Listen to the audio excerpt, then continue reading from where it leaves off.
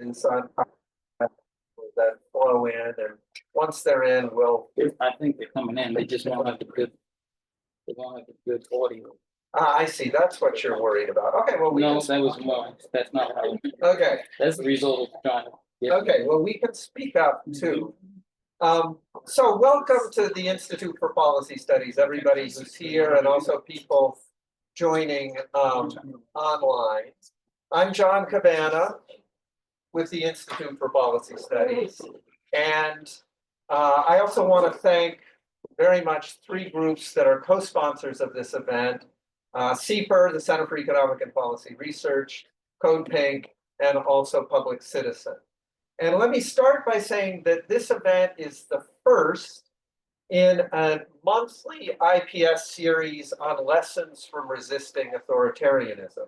So every third Thursday of the month, we will be taking on a different country. If any of you want to collaborate with us on these, please let us know at the end.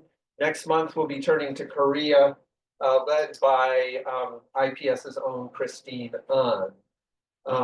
So please, NETFA will be publicizing the series. We'd love to have you join. So today we are celebrating a new book by Walden Bello. We've had several book parties for Walden here over the decades. This one is called Global Battlefields, Memoir of a Legendary Public Intellectual from the Global South. We are selling it here, and folks who are joining online can order it at your local independent bookstore, if you could. Okay, on the format, we have a great room full of folks here, a great crowd joining on Zoom. So we want to make sure we get to your questions. So I'll first introduce Walden, then he'll take about 15 minutes to give a few key takeaways from the book and his very interesting life. And then I'm going to ask him a couple of questions. Zooming in on, I know on the back of everyone's mind here is what's going on in the United States. So getting some of Walden's reflections on his lessons from the Philippines and their applications here. And then we'll open it up to all of you here in the room and on Zoom. And then we want to try to end by about 10 of 2. So some of you have bought Walden's book, but those who haven't can, and he can sign them for you. So quickly on Walden Bello. Walden, he's the co-founder. He's right now the co-chairperson of the Bangkok-based Research and Advocacy Institute, focus on the Global South. Amazing outfit. He was a research associate at the Institute for Policy Studies in the 1980s, 40 years ago, when I came into IPS, and so we have a long collaboration also with my wife, Robin Broad, who is here. Co-author of 25 books. I won't mention them all, but last time he was here, we did an event on paper dragons, China, and the next crash. Still waiting for that next crash, Walden, but it's coming. I remember a beautiful book party that some of you were at here for Dragons in Distress, Asia's Miracle Economies in Crisis. And now we're sitting just across the street from a World Bank building. And of course, one of the classics that Walden did with Robin and others, Development Debacle, the World Bank in the Philippines, way back in 1982. Also mentioned that he got the Right Livelihood Award, sometimes known as the Alternative Nobel Prize at Stockholm in 2003 for his work showing the negative impact of corporate-driven globalization. And just in sum, I want to say, I can't think of anybody who combines more facets of our progressive world. He is an activist. He's been a professor both at the University of the Philippines and SUNY Binghamton.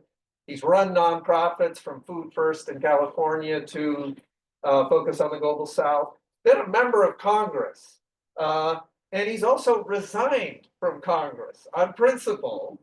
And right now he is the subject of a cyber libel suit in the Philippines by an associate of the current vice president about to be impeached in the Philippines, Sara Duterte. All of that in one human being. So it's fabulous to have you here. So we'll kick it off with Walden talking for a little bit about the book. Okay, thank you. Go for it. Yeah, still coming in. Yeah, seats up front for anyone just coming in now. Yeah, go ahead and do speak up. Well, Okay. Can I just stand up? sure, if you want, Not of course, the whatever you want. microphones right now are not working, but you do have to speak up. We're using this mic, so you will have to. So just speak up. Yeah, you can just speak up, stand up. Don't forget the microphone and just, yeah, talk loudly. Yeah, right. Sure. Okay. First of all, thank you, Jan, for this generous introduction. And it's great to have folks here from different phases of my life. Like Bill Goodfellow is right here. And childhood. my childhood, right.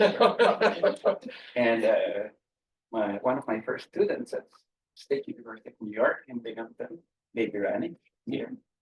Jim Riker, a number of folks who have worked with me on the Philippine movement, Agnes Duval, Sergi Floro, Ria Poveda, El Manzana, Charles Main from CPR. Alex, yeah, Alex Main from CPR. And Louis Menes, of course, who's also launching a book, right? Okay, so the first thing that, I arrived in Seattle on Tuesday morning after a nonstop flight, and the first thing that hits me is Duterte was being shipped to The Hague under a warrant of arrest from the ICC, and a few hours after arrival, 5 a.m. in the morning, I hadn't slept. I had to go on Amy Goodman's show because it's about 8 o'clock over here in the East Coast. Right. But then if Amy asked you to speak, you don't turn it down, right? Thank you to IPS for organizing this event. And let me just say that I just wanted to highlight a number of things about this book. And the first thing that I would just like to say is I had been asked several times to write this memoir. The first time was Eric Olin Wright, sociologist, a very prominent sociologist from the University of Wisconsin. He's already departed. And he brought me to Wisconsin back in 2015, intending for me to write about my life as a public intellectual. And I wrote about everything else except my life, because I didn't really think it was that significant. This is not a false modesty, I really didn't think so. Then Richard Koch, who used to be the special rapporteur for the UN on the occupied territory that many of you know, a few years ago asked me, you better write now because you might not have long to go. He had just finished his memoir, but the same response. And then finally, I was in Kyoto University in 2023, and my friend Caroline Howe, who's a member of the Kyoto faculty and who brought me there, repeated the same thing. So I finally decided, but that with all this pressure to write, I might as well write. But I wrote a letter to Carol saying why I was hesitant to write something. The first thing is that I mentioned is that, okay, fine, if by standards of personal achievement or so, this might merit a memoir, but I really didn't feel that, I could feel a success because I was part of two movements that really didn't quite make it. Okay? And since my life had been so identified with being a collective part of a movement, and since they didn't make it or they were derailed for various reasons, I felt like a failure. And this is sort of the what I call the Pramodia complex.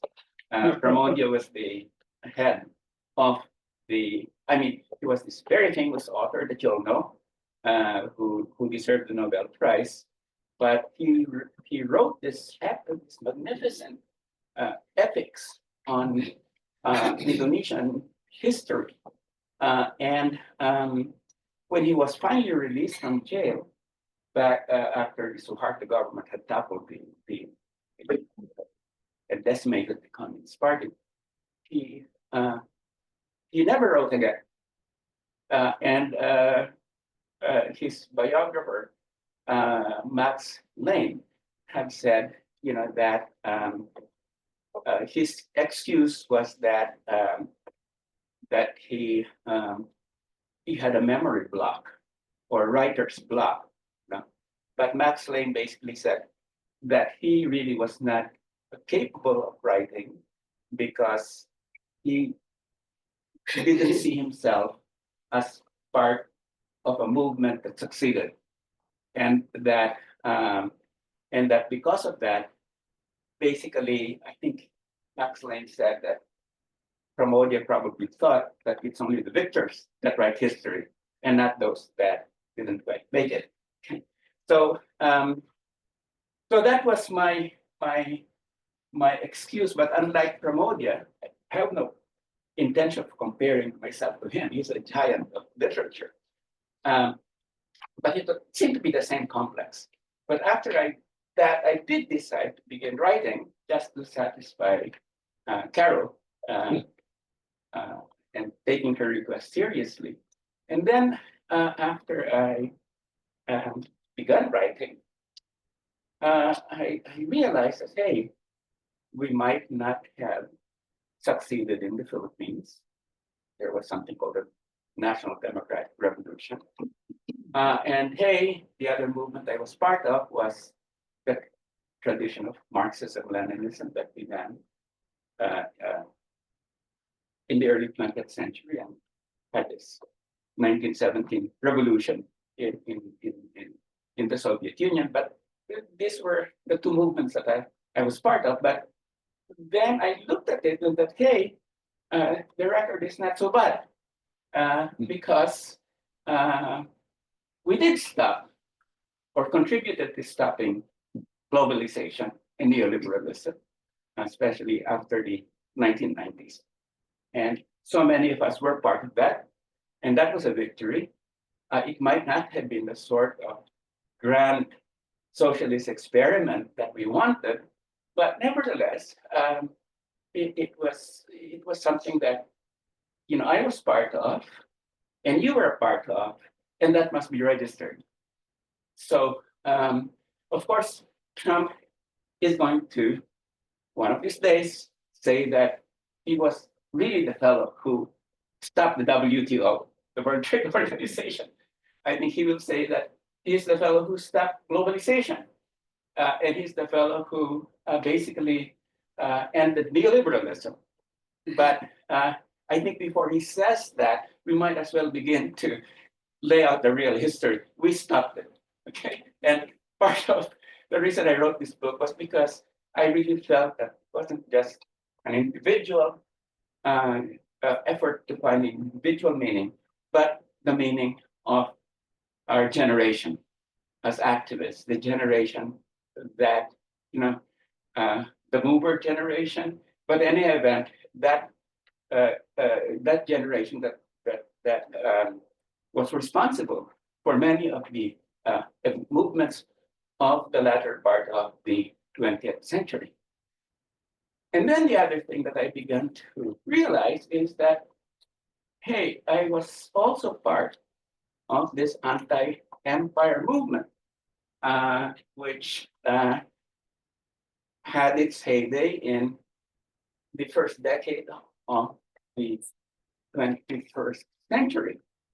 And, we did we were part of a movement that basically ended with the US defeat in the Middle East, and which was climaxed by the withdrawal or the defeat or the retreat in Afghanistan in 2021. And so basically, and created this situation, and now which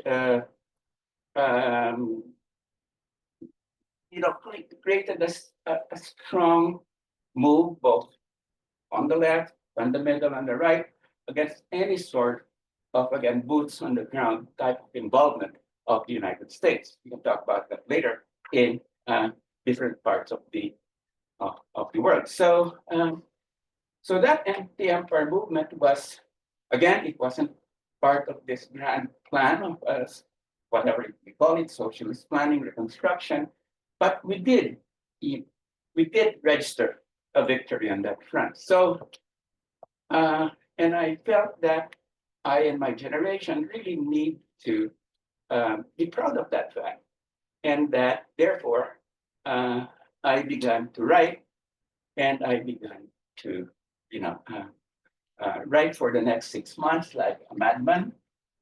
I was fortified by single malt whiskey, and if it wasn't for that and running 7 kilometers a day, so this combination of writing, single malt whiskey, and writing was responsible for this book. And but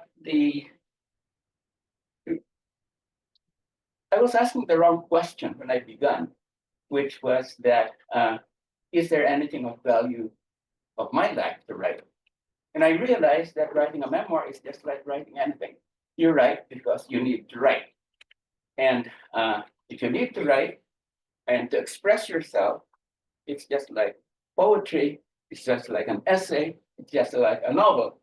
And who is going to decide on whether it's valuable or not is your audience. And an audience may basically decide that something that is written by a high politician, historical figure is trash. And I think that's what they'll do with Kissinger's books eventually. Something that is written by somebody on, who was not that in that sphere is something that will be regarded as of more value because people can relate to it. And also, once generation may love a book, and then the next generation may consider it trash. So it's really, it's once you have your work out there, it's out of your control. And something can be either positively received or negatively received. So what I just wanted to say here is just highlight parts of this book. So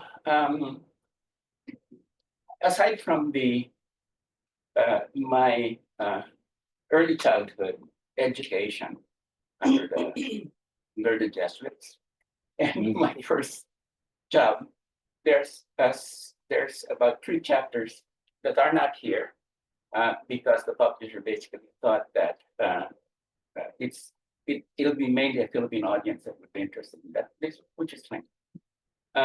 But this basically starts out with how I became an activist at Princeton University.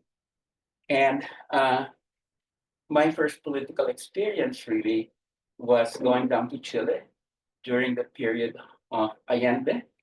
And I went down there thinking that I would be studying the revolution. And when I got down, it was the counter-revolution that was really ascendant. So rather than study the mobilization of shantytown dwellers, which I went down, I said that if I'm going to really do something valuable for a movement that I was becoming part of, then I would study the counter-revolution. And of course, doing that study of counter-revolution was an interesting experience because your respondents really, you didn't know how they would react. They could very well respond and say, okay, I'll be interviewed, or they could beat you up. Okay, so and I was nearly beaten up several times, but nevertheless, I did get a study out of it. And well, after my Chilean experience, that was very memorable in its own way. And I left Chile. Marcos declared martial law in the Philippines when I was still in Chile in October of September of 1972. And at that point, I was involved with the Chile Solidarity movement for a long time, even as we were organizing around the Philippines. So my life as an activist in the United States, the next part of the book. And I was an activist that was basically, I was for 15 years a member of the Communist Party of the Philippines. And the solidarity movement over here in the Philippines was, built up over several years. It involved a number of different organizations like the Union of Democratic Filipinos, but it was a fairly interesting, sophisticated operation. We had the big anti-fascist kind of organizations. We had a congressional lobby over here in Washington, D.C. And this is from the time that we met Bill, for instance, who was operating from the same building as us, the 110 Maryland Avenue.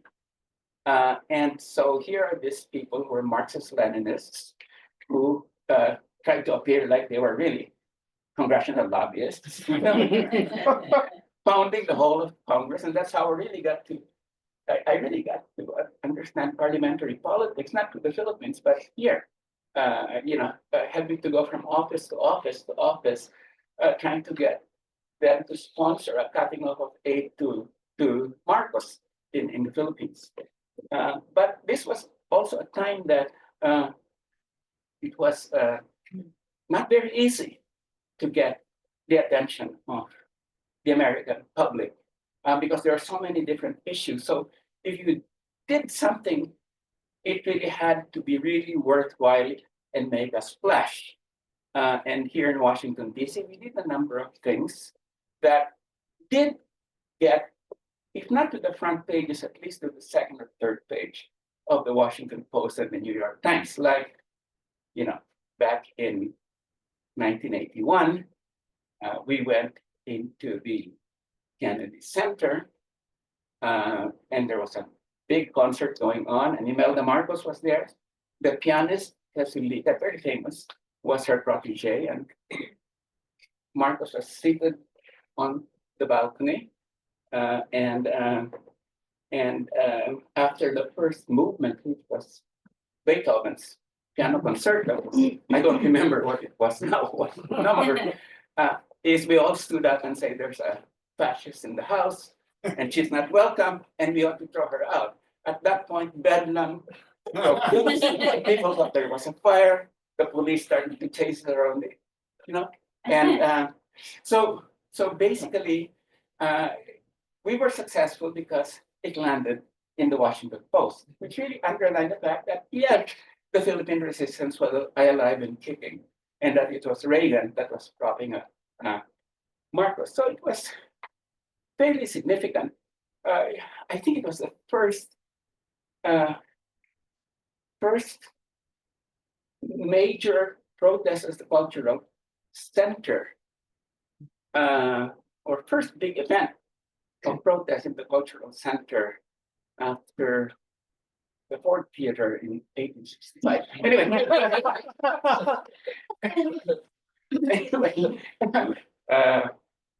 So this part of the book basically traces for 15 years I was this dedicated cadre like so many others.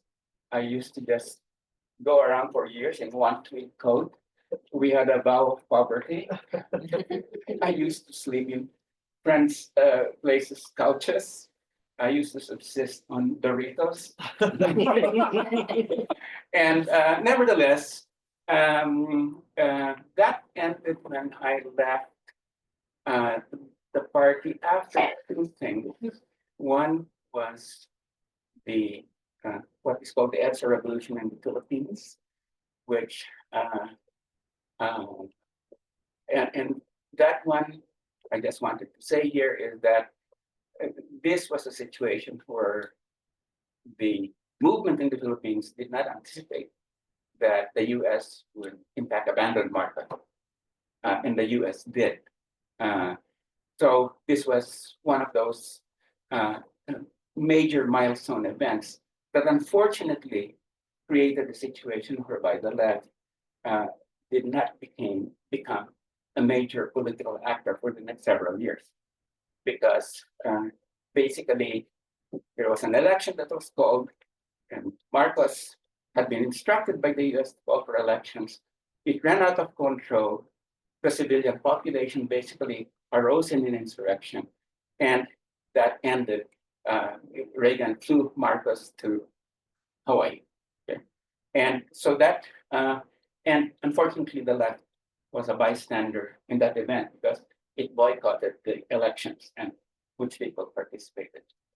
So the third part of this book was my experiences in going in the movements that I joined after my engagement in the Philippines. And this was, I moved back to Asia where I participated in the anti-globalization movement from our headquarters in Bangkok. And I commuted between Bangkok and Manila. And these were, again, what I mentioned earlier, we did not have a grand plan. All we knew was that the WTO had become represented as the jewel in the crown of globalization. And all we know was that we had to bring down the damn thing. And so these were years when, we went to all these different major events as activists. And there was Seattle, okay? There was Doha, there was Cancun, and the activism in Cancun, for instance, of 50,000 people, in synergy with the developing country resistance in the halls of the WTO, created the situations whereby a ministry of the WTO collapsed. And that made a very big difference because prior to that, there were studies that were already showing that neoliberalism and globalization were not working, but they were regarded as factoids. So what made the difference?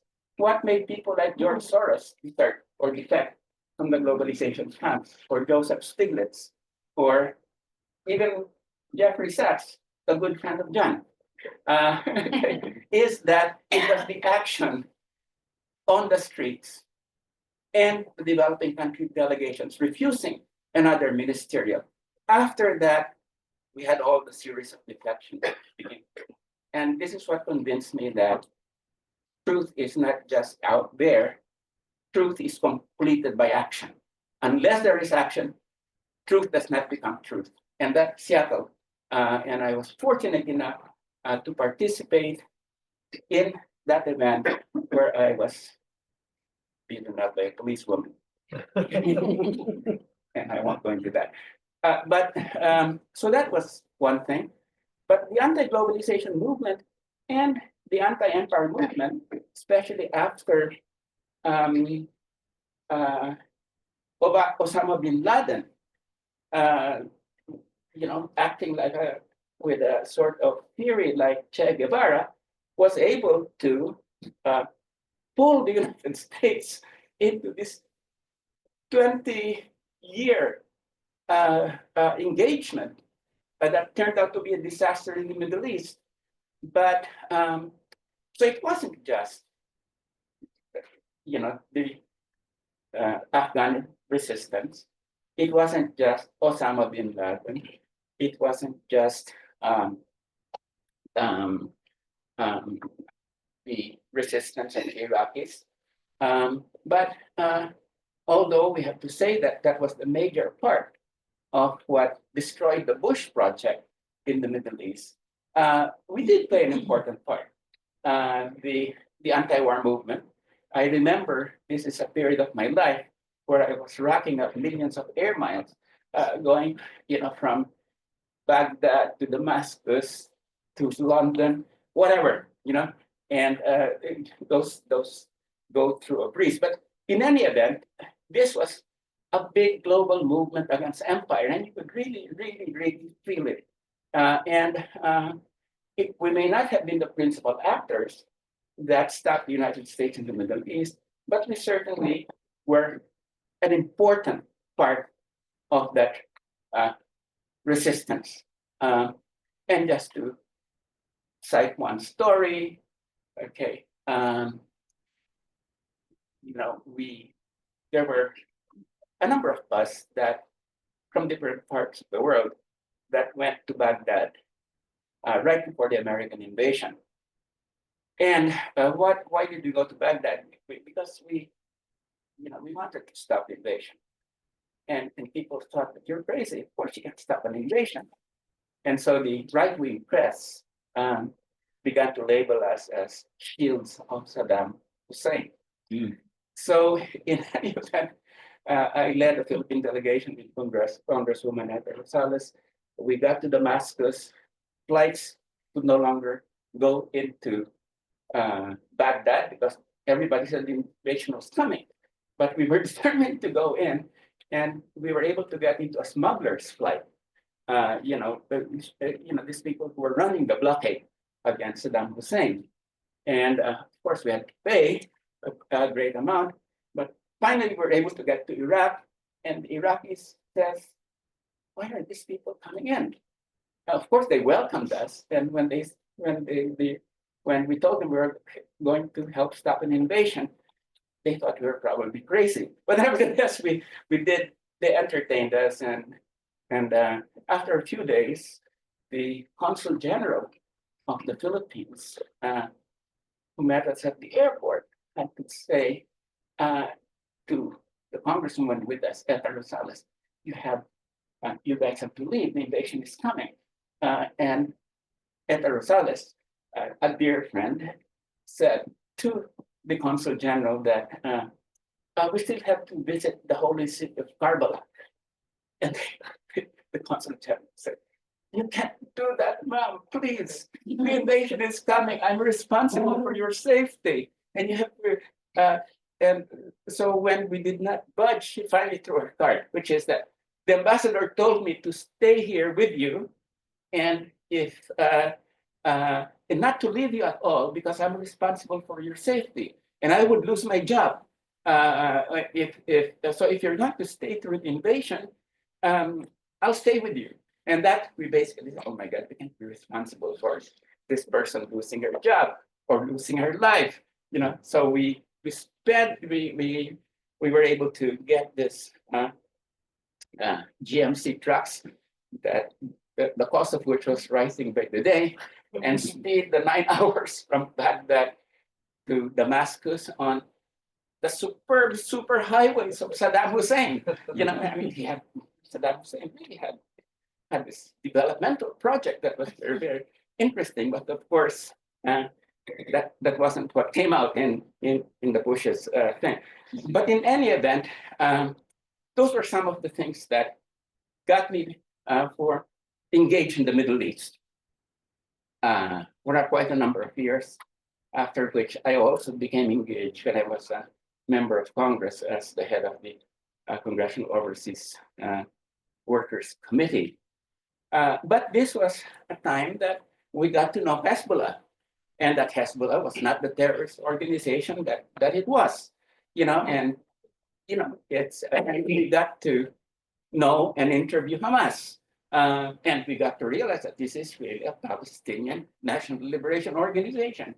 So, so this were, once you got involved in the Middle East, it was a very different perspective from what, the United States was saying, all the lies about nuclear weapons of Saddam Hussein, all the characteristics of the Hezbollah and Hamas, et cetera, et cetera.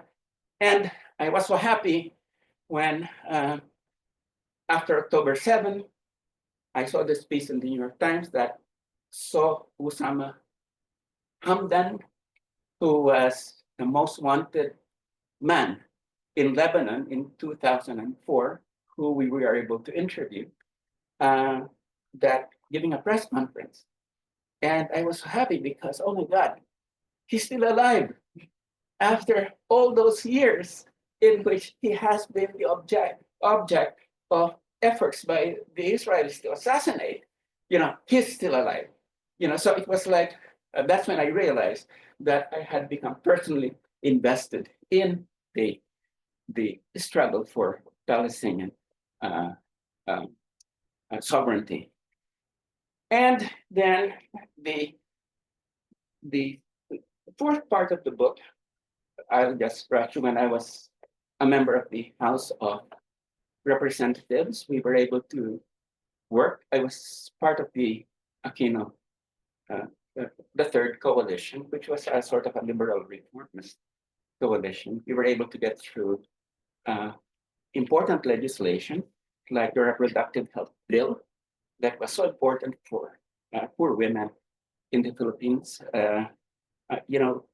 This was something that was passed in other countries, government support for family planning, but not in the Philippines because of this crazy Catholic Church hierarchy that was opposing even divorce, and we still don't have that. But that was a victory against the church that we did that. Land reform legislation, and I was a member of I was heading up the Committee on Overseas Workers Affairs, which led me to different parts of the world and observed the kind of exploitation that was taking part of our Filipino overseas workers. And I was able to work with Ellen Sana, who's here today. And it was just horrific, the kind of slavery that pervades, and it's not just Filipino overseas workers, but all others, So, so I resigned from Congress because we had this idea that I became part of this coalition whose slogan was, if there are no corrupt people, there is no poverty. And that's what we ran on. Unfortunately, our president, Aquino, began to exercise double standards. He was basically went after the opposition with charges of corruption, but he protected his people from being investigated for corruption. So I basically told him, and I had a meeting with him, in which I said, you can't play double standards, because you play double standards, you're going to lose the respect of people. He gave all sorts of excuses, but in any event, that's when I decided I'm not going to be part of this coalition. So I resigned. And well, I am proud of the fact that it's the only, after 3 terms, my 3rd term hadn't ended, I decided to resign on a question of principle. And so that's the only resignation on principle in the history of the Philippine Congress, and maybe of the American Congress too. Anyway, and finally, the final part of this is my post-congressional life, where I got involved in the opposition to our friend who is now in The Hague on charges of slaughtering 27,000 Filipinos. It was a very dark reign of terror in our history. And I, aside from writing about it, I got involved in trying to free the former Secretary of Justice in the Philippines, Laila de Lima, who had been framed on charges of being part of a drug cartel because she dared to investigate the the um, the um, uh, um, uh, genocide, to call it that, that was taking place, where they were slaughtering indiscriminately without any sort of due process. People regarded as drug suspects, and many of these people were children. Okay, so in any event, that I think was we saw that Marcos Jr. succeeded Duterte. We can talk about into question and answer, but I ran for vice president in 2022 elections against the daughter of Duterte, Sara Duterte, who was then mayor. And because I exposed some of, the corruption and that was happening in her when she was mayor of Davao, I got this cyber libel case lodged against me by one of her staff. And so that led to my arrest. Fortunately, there were photographers that were able to see me handcuffed and led out, and that led to photos all over the world, even from Iceland, and Nigeria, of people protesting my arrest. And so the long and short of it is, I'm still undergoing trial. I have to go down to Davao City, which is the bailiwick of the Dutertes, every month because the Philippine justice system is so clogged up that they can only give a case one day out of every month. So every time I leave the country, I have to ask the permission of the judge. And it's a hassle because, every time you leave, you have to get the permission of the judge. Fortunately, the judge is a professional. I hope she's hearing this, judge. And you're not beholden to the Dutertes. Anyway, that's where we're at this point in time. I was able to incorporate that too in the book. The last thing that I would just like to say is people always ask me, how did I become an activist? And when I came to the United States in 1969, I was really intending to become a professional sociologist. So I went to Princeton, and one day I was going down Prospect Street, and Robin and John know this because they're also true blue Princetonians, which is where the eating clubs or fraternities are. And there was commotion across the street in something, a commotion in front of the Institute for Defense Analysis that was doing contract work for the Pentagon. And you had all of these people, students and faculty, that had a sit-down kind of strike, making sure that nobody could get through the gates. And I, out of curiosity, I crossed the street, and then the police came and then started brutally pulling people into the paddy wagon. And something snapped in me. Before I knew it, I was among the people seated on the ground. And on my left was Arno Meyer, who was a diplomatic historian, very prominent. And on my right was Stanley Stein, Latin American, one of the foremost Latin American specialists. I only knew this afterwards. But in any event, what flew through my mind when I did that was that I would be deported. Because at that time in history, just like now, if you did something political and you're a foreign student, that's it for you. You would get deported. So at that moment, I realized I had forsaken my sociology career. And so we were, of course, processed, convicted, and that sort of thing. But I was waiting for the deportation order. And I waited for a week, 2 weeks, a month, then I realized that the federal authorities, the Immigration and Natural Resources Service, as we call it then, was not coordinating with the Princeton police. And this coordination of localities only happened with the establishment of the Department of Homeland Security in 2001. So my sociology career was saved, okay? But I was never the same again.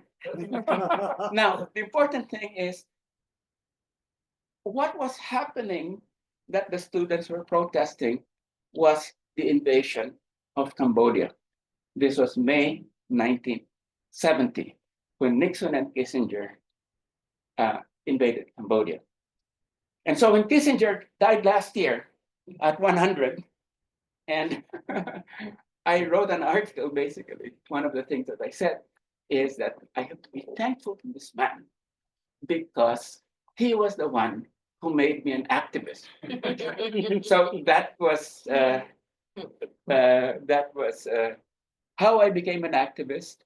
And if it had not been on the street, walking on a certain day, in a certain historical period, I would probably not have become the kind of activist, that I ultimately became. So that's it. Okay, Thank you. great. Well, so we only have about a half an hour for an open forum and discussion, and for people online, you can type in your questions and Netfa will read them to me. But for those in the room, think of what you want to ask. I'll ask just one question to kick it off, and then we'll turn to you. I wanted to start with what's on everybody's mind here in Washington, D.C., which is the U.S. facing the onset of an authoritarian regime in Donald Trump. So Walden, you fought against 3 authoritarian regimes in the Philippines. You went through Ferdinand Marcos I, declaring martial law. You had Duterte, and now you've got the current Marcos regime. So, and you've also been in a number of other countries with authoritarian regimes. So I want to ask, what lesson or lessons do you draw from fighting these dictatorships that might help our movement at this stage in the United States? Well, let me just say, first of all, that this is an extremely difficult question to answer. Okay. First of all, I think that what made a difference with respect to Marcos and Duterte was that you did have resistance. That no matter how well it was organized, there was resistance, and people, in fact, stepped forward to oppose what was happening. And especially in the Duterte period, for many people, many journalists, this was an act of bravery. Because every night, you would have the police killing people. And Patricia Evangelista, for instance, has documented this in the book, Some People Need Killing. But it wasn't just her, there were other people. And then they were, framing up people like Laila de Lima. So it was important to, however way one could, to show resistance, and that people were not just going to roll over and play dead. The second thing is not to lose hope that that authoritarian period would have an end. Basically, I mean, what you're having now in the U.S. and what was happening in the Philippines under Marcos and Duterte was really, no rule of law at all. I mean, Duterte was, didn't care about any constitutional protections and due process and that sort of thing. And Marcos did not either. But due to a series of events that ended in the Philippines. And part of why that ended was that the strong clamor of the population for a return to due process and the rule of law. And I think we also have cases of post-authoritarian democracies, like in Poland, for instance, the Law and Justice Party lost the elections, I believe, a year and a half ago. And very key to that process was the women's movement that felt that their rights were under threat. And they were the movement that made the possible the dislodging of that of the Law and Justice Party.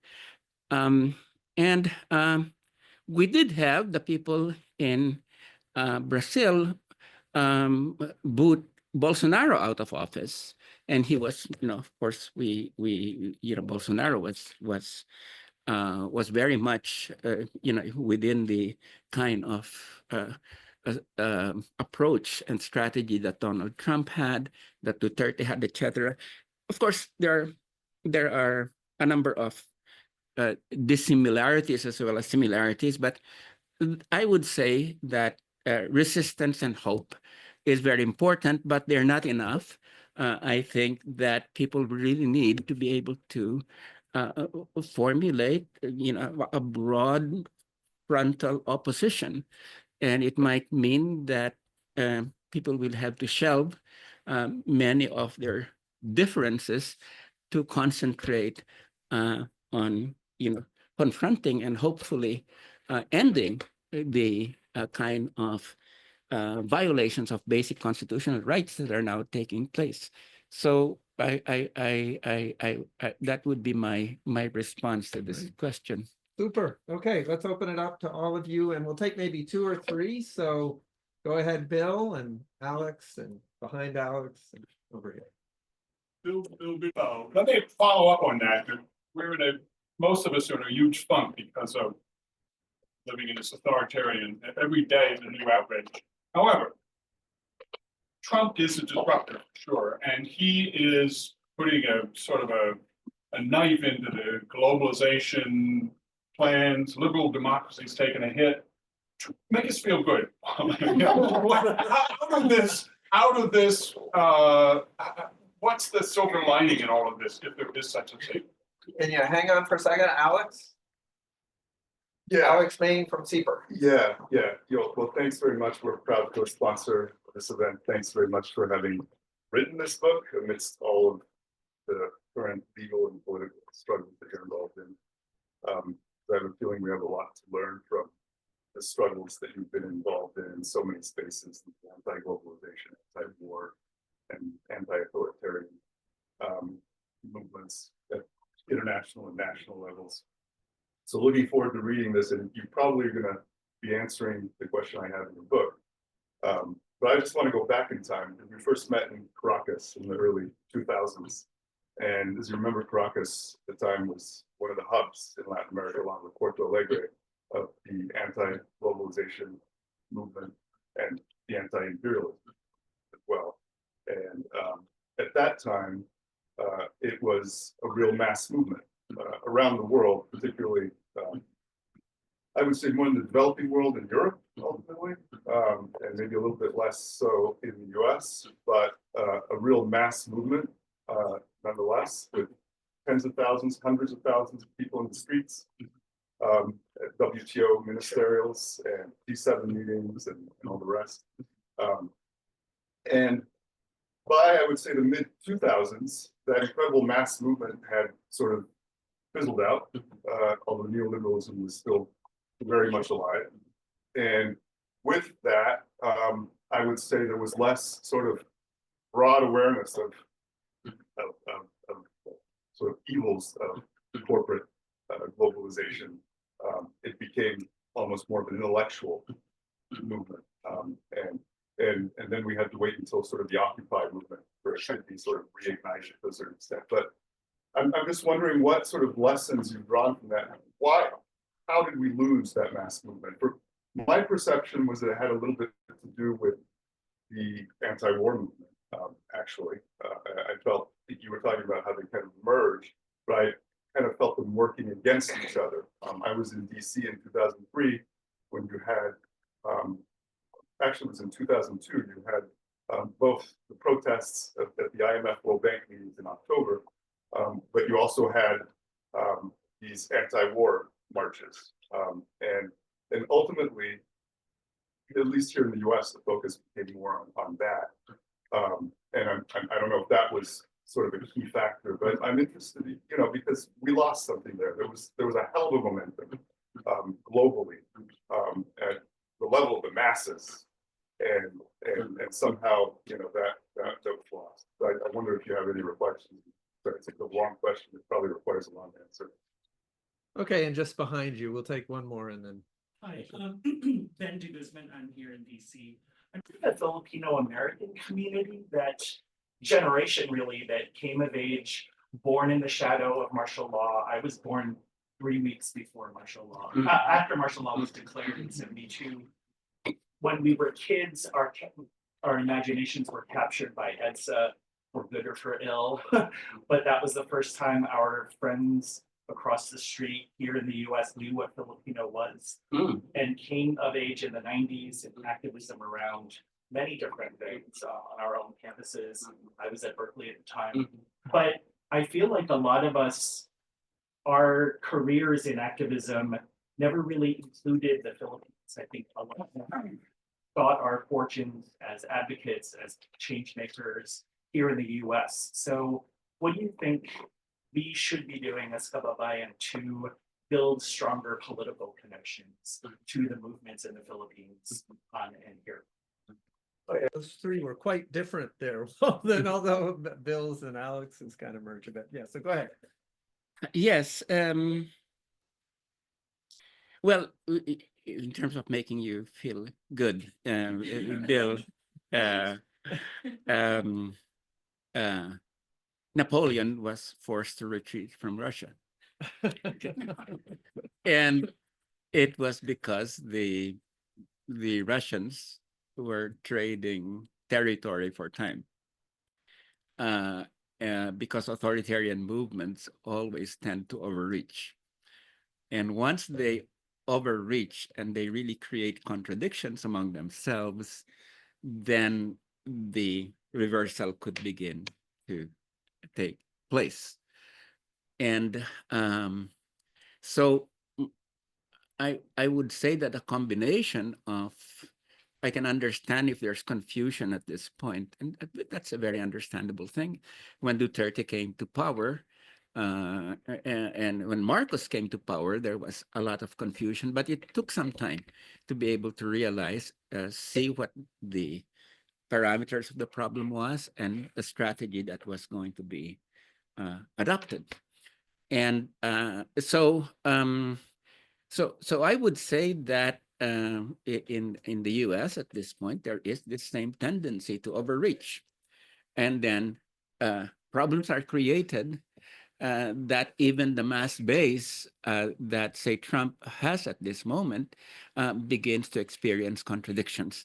So, but I don't think that reversal can really take place unless you do have the kind of working together of movements and organizations and really making a very realistic statement of why they failed to stop Trump and coming up with the necessary strategy to be able to create the reversal. So there is what's his name now, the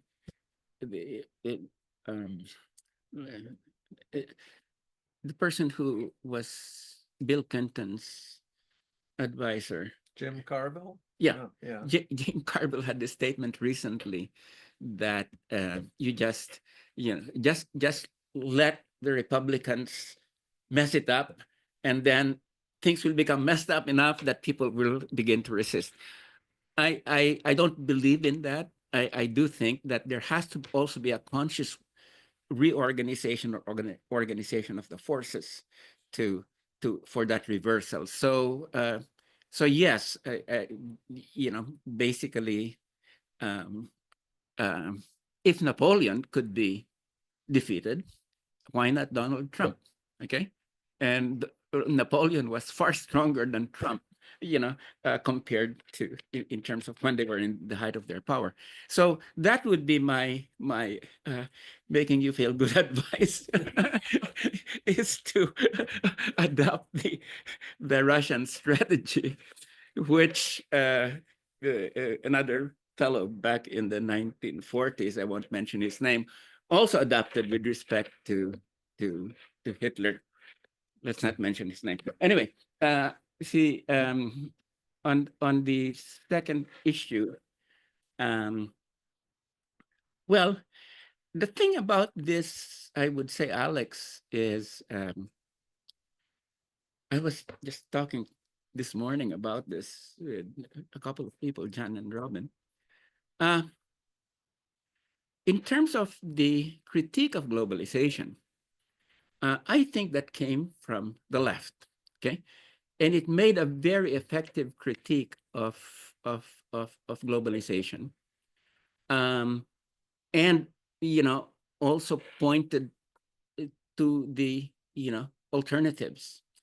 So I think the progressive movement was able to articulate, maybe not too coherently, but it was able to articulate a counter globalization paradigm in which people began to realize and explain what was happening, especially workers in Europe and ultra peasants in the global South.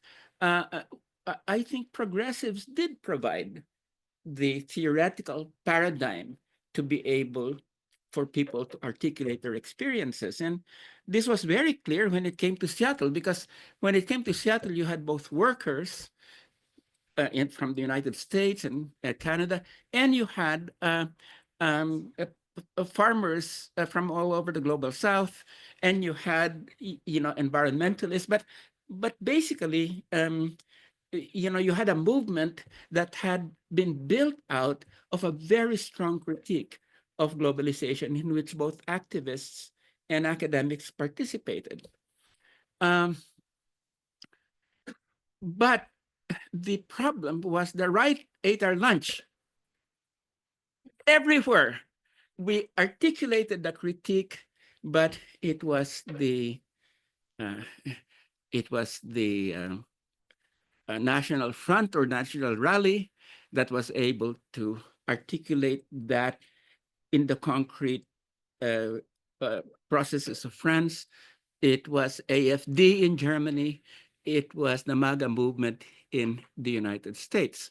So there was a major failure on that front. I mean, we had the critique, but the right was the one that was able to organize on the basis of that critique. And we really need to find to underscore and to find out why that you know that happened. And I think, of course, a major part of the reason is that the working class parties, whether it was the Socialist Party in France, the SPD in Germany, the Labour Party, Bill Clinton and the Democrats, is that they bought into neoliberalism. And because they bought into neoliberalism and neoliberalism began to show its cracks, and they had become embedded together with the conservative right, Christian Democrat and SPD in Germany, that they became identified by the workers as part of the problem rather than the solution. So I would say, therefore, that a big part of the problem really has been the established parties of the working class that created a major part of the problem. And I was just reading Angela Merkel's autobiography. Have people read it?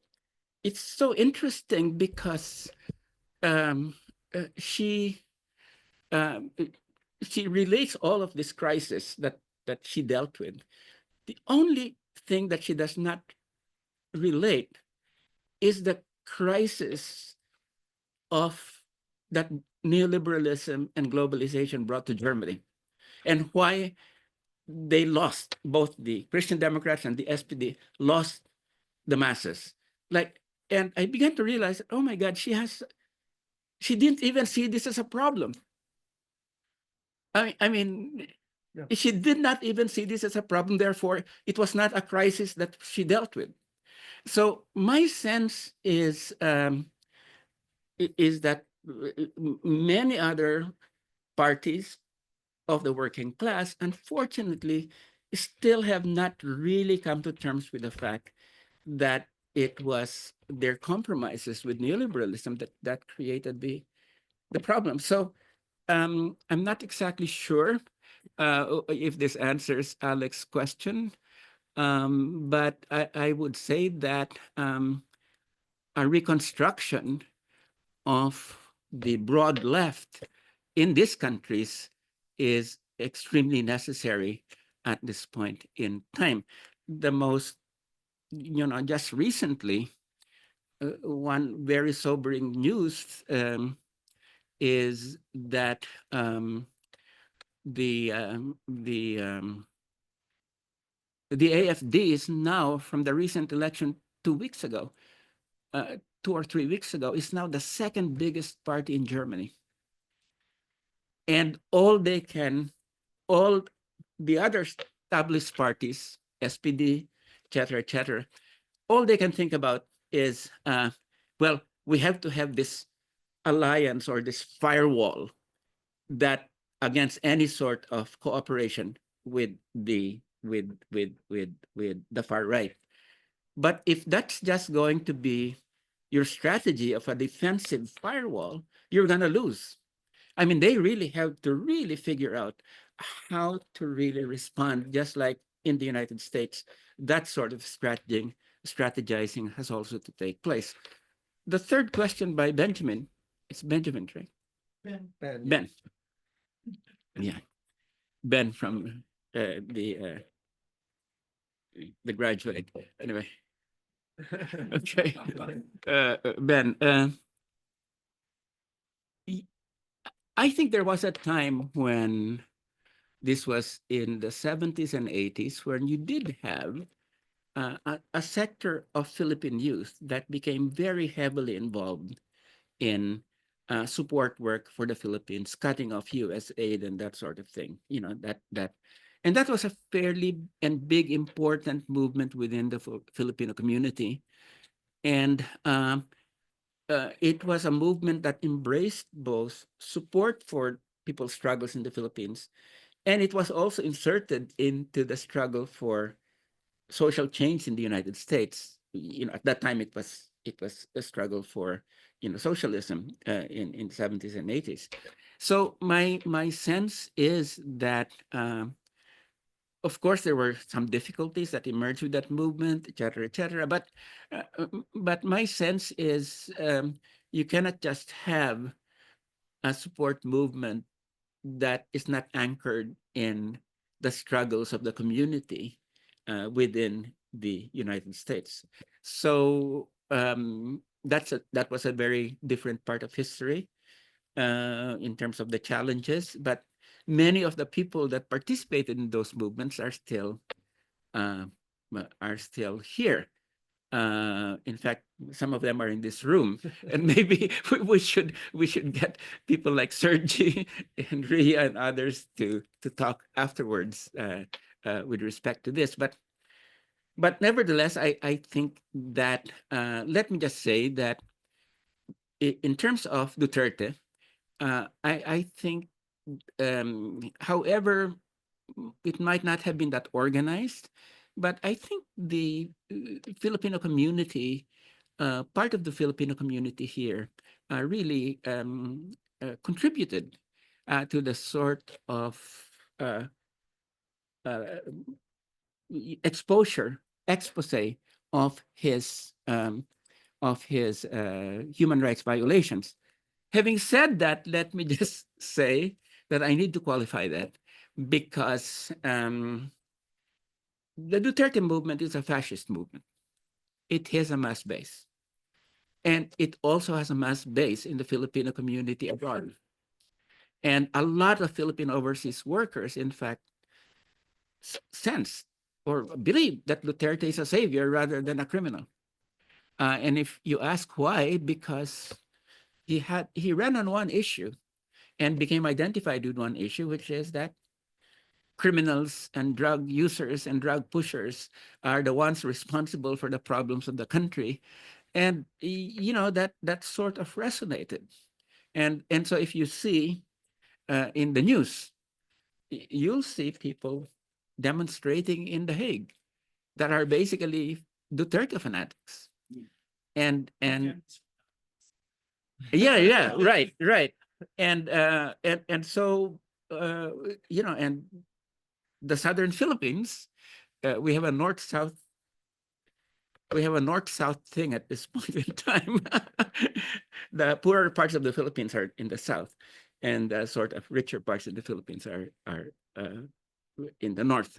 But nevertheless, that's a very dangerous cleavage at this point in time, and that's reproduced in Filipino communities all over. So we shouldn't downplay the difficulties confronting people who are promoting due process and human rights at this point in time.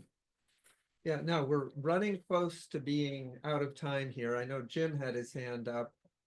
You have one there and you have one. So if you could mention them, and then Walden will get a final minute or so, and then he can talk to you more about the answers. So yeah, Netfa, do you want to read the one? Sure, go ahead. The first one from Karen says that you asked her a question, I guess. So there's still two. Professor Bello, I grew up as a martial law baby in the Philippines and now live in the US. How do you respond to these aggressive moves by the current Trump administration? I think the US has more democratic guardrails, but this second Trump administration seems to catch everyone flat-footed. And then Lydia Zarsky says, hi, Walden.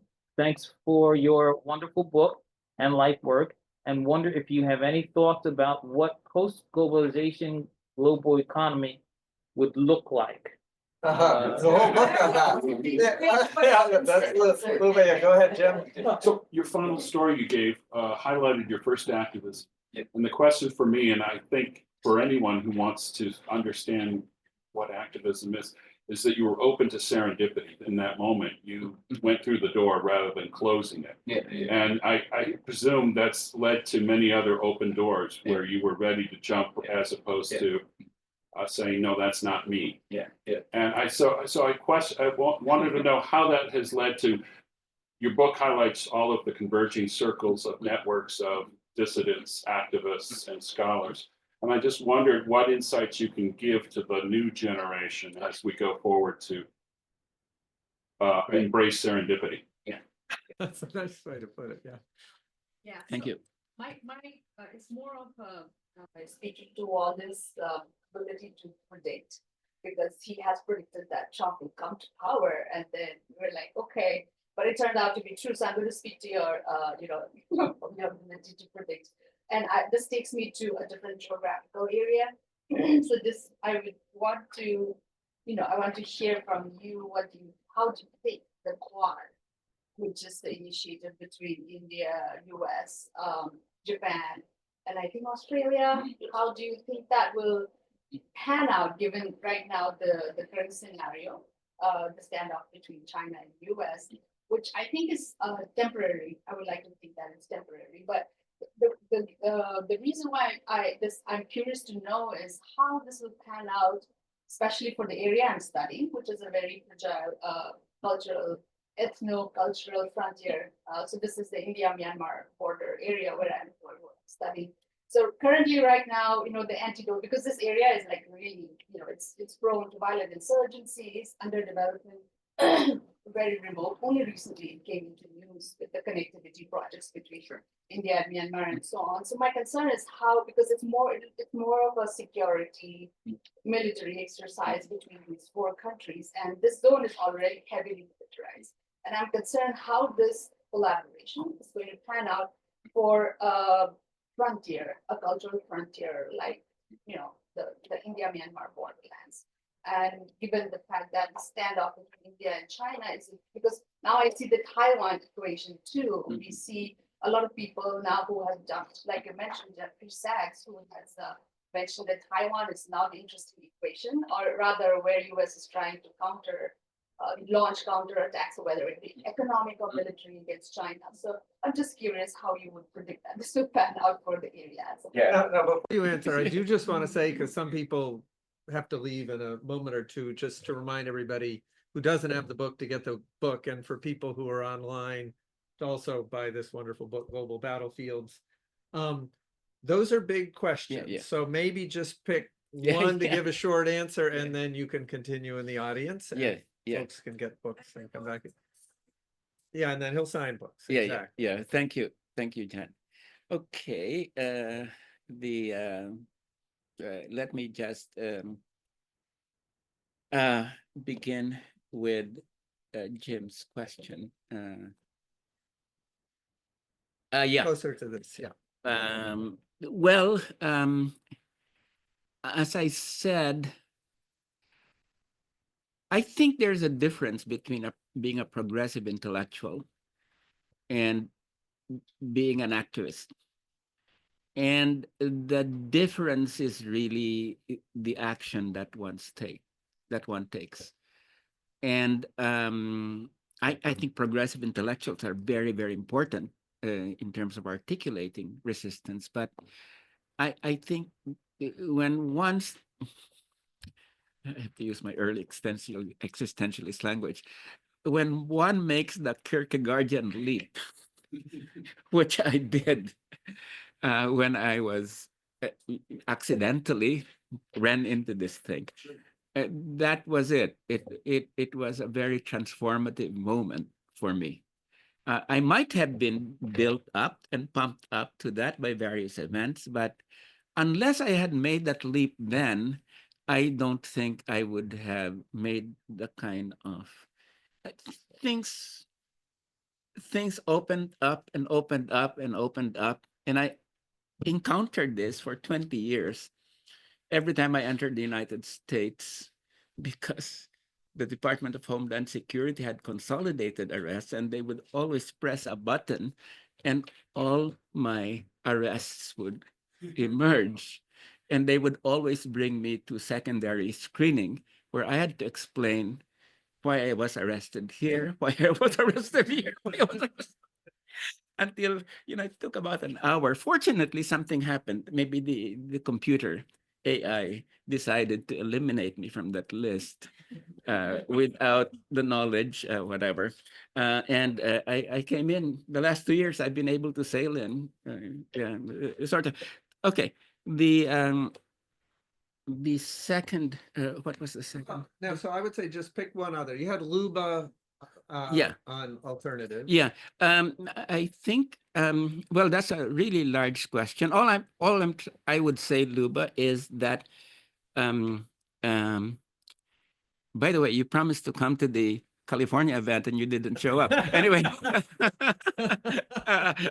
anyway, I would say that the components of an alternative are really there at this point in time, whether you call it social democracy or what, or eco-socialism.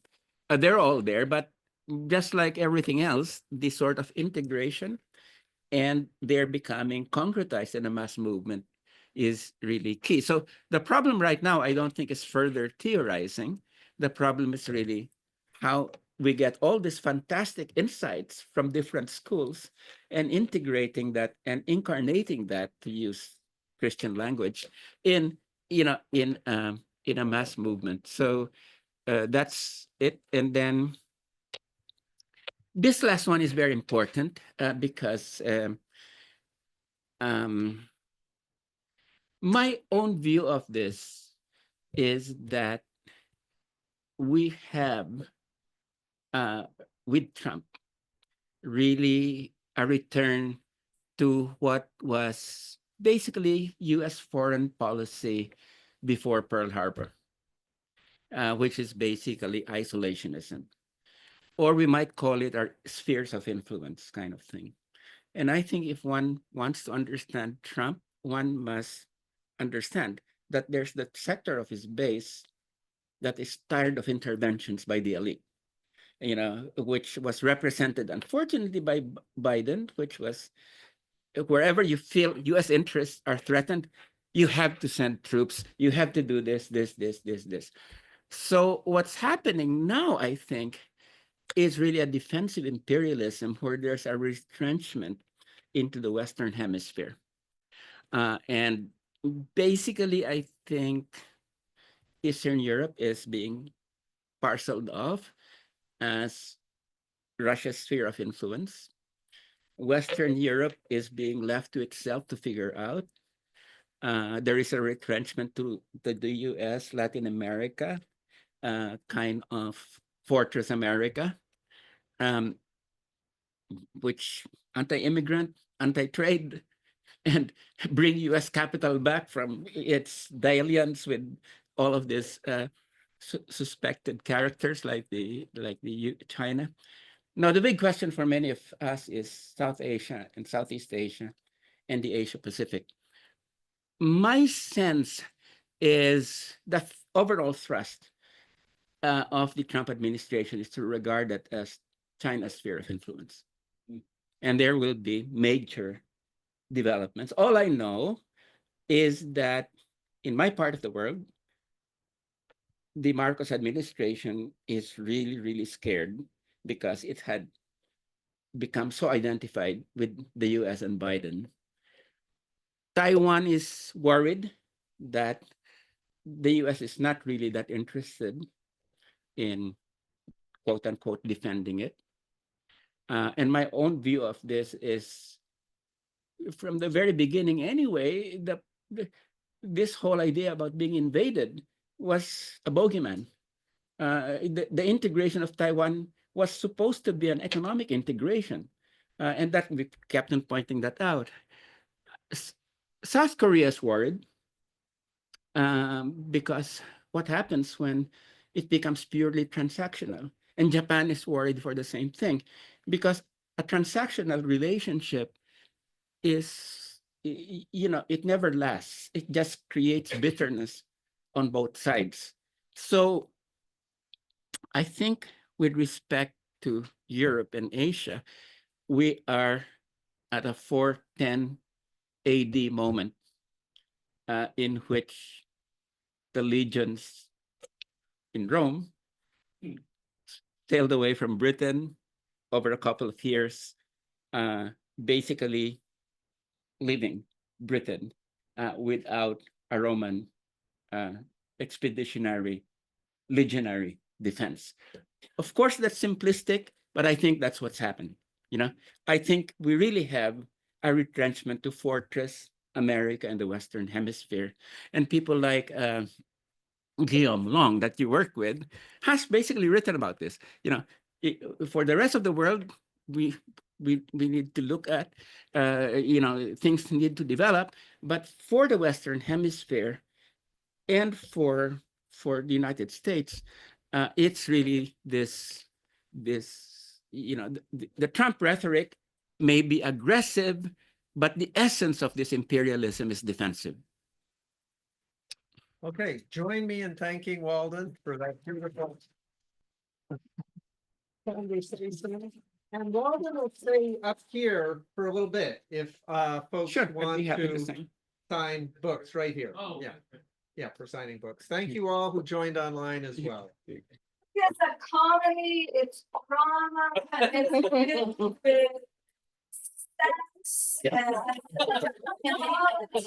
sex. It's half price. Walden. Who gets the movie rights? Who gets the movie rights? Netflix? A lot of The movie rights. Oh, sure. Right. Certainly not Amazon. Yeah. Oh.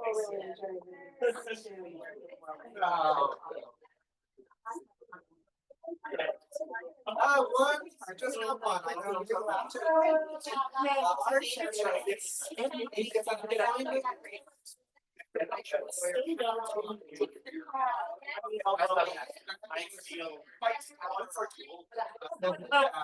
I know. They've even extended it to like 4 years. Oh,